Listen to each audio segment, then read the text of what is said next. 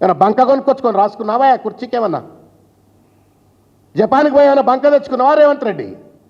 ప్రజలు ఒక్కసారి నిన్ను వద్దు అనుకుంటే ఒక క్షణం ఈగను కనుక తీసిపడేస్తారు నేను ఆ కుర్చీ మించి. గుర్తుపెట్టుకో, నీకంటే పెద్ద పెద్ద వాళ్ళనే తీసిపడేసింది సమాజం.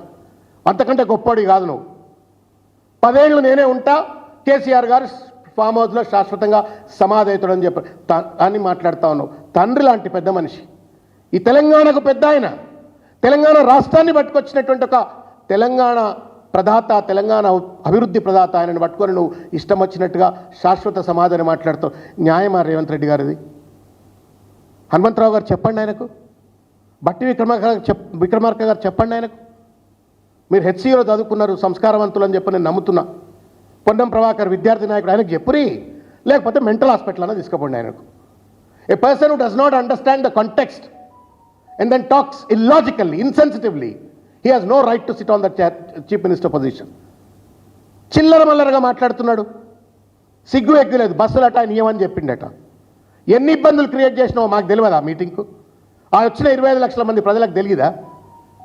పోలీసులను అడ్డుపెట్టి లాఠీ చార్జీలు చేసి, డైవర్షన్ చేసి, బస్సులు ఇవ్వనివ్వకుండా రకరకాల ఇబ్బందులు పెట్టి నేను మీటింగ్ కోఆపరేట్ చేసినా అని చెప్పని పచ్చి అబద్ధాలు ఆడుతున్నటువంటి ఒక రేవంత్ రెడ్డి, ఇంతకంటే దుర్మార్గం ఇంకొకటి లేదు అని చెప్పని ఈ సందర్భంగా నేను తెలియజేస్తా ఉన్నాను. నేను తీవ్రంగా ఖండిస్తూ ఉన్నాను. కోతికి కొబ్బరిచిప్ప దొరికినట్టు అయిపోయింది ఈ ప్రభుత్వాన్ని, ముఖ్యమంత్రికి. ఇవాళ బాధ ఏంటంటే మొత్తం ప్రసంగం చూసిన తర్వాత నాకు అనిపించింది 2-3 విషయాలు. ఒకటి, రాహుల్ గాంధీ దేక్తలేడు. రాహుల్ గాంధీ అసలే దేక్తలేడు.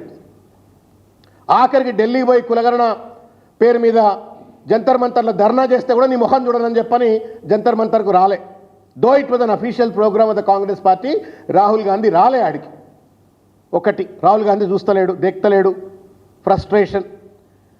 కేసీఆర్ గారు 25 లక్షల మంది మీటింగ్ పెట్టి రేవంత్ రెడ్డి ఊసే ఎత్తలేదు, మరింత ఫ్రస్ట్రేషన్.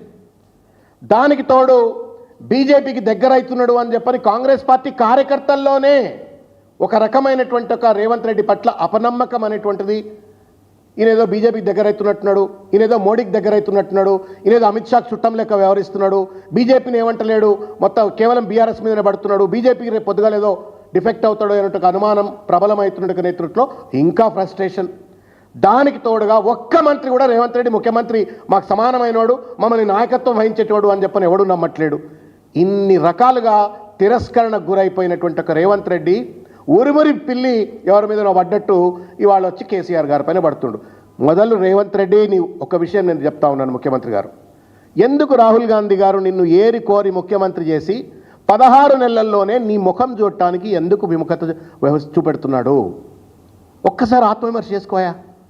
ఎందుకు నీ మంత్రులు ఇవాళ ఉన్నటువంటి ఒక క్యాబినెట్ మంత్రులు, నువ్వు ముఖ్యమంత్రిగా మా నాయకుడివి, నువ్వు సక్సెస్ కావాలా, లేకపోతే నీ నేతృత్వంలో మేము పనిచేయాలా, నీ ఆదేశాలు అమలు చేయాలని చెప్పని అనుకోవట్లేరు. ఎందుకు నువ్వు ఎప్పుడెప్పుడు దిగిపోతారో అని చెప్పని ఎందుకు నీ పట్ల విముఖతతో ఉన్నారో ఒకసారి ఆత్మవిమర్శ చేసుకో. బీజేపీతో లోపాయకారి ఒప్పందం చేసుకున్నటువంటి ఒక విషయం కార్యకర్తలకు ఎట్లా తెలిసింది?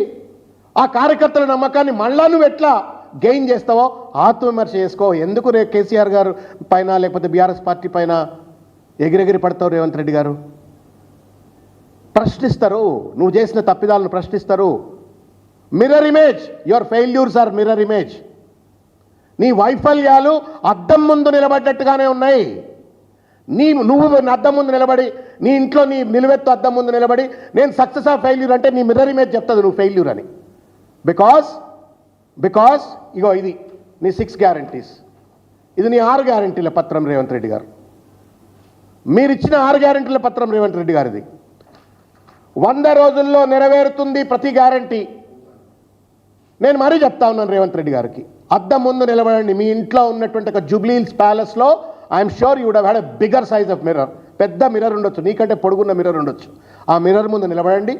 నేను 6 గ్యారంటీలు పూర్తిగా అమలు చేసినా అని చెప్పని ఆ మిర్రర్ ఇమేజ్ నడితే ఆ మిర్రర్ ఇమేజ్ చెప్తుంది నువ్వు చేయలేదు అని చెప్పని. మహాలక్ష్మి ఇచ్చినవా? రైతు భరోసా పూర్తిగా అమలు చేసినవా?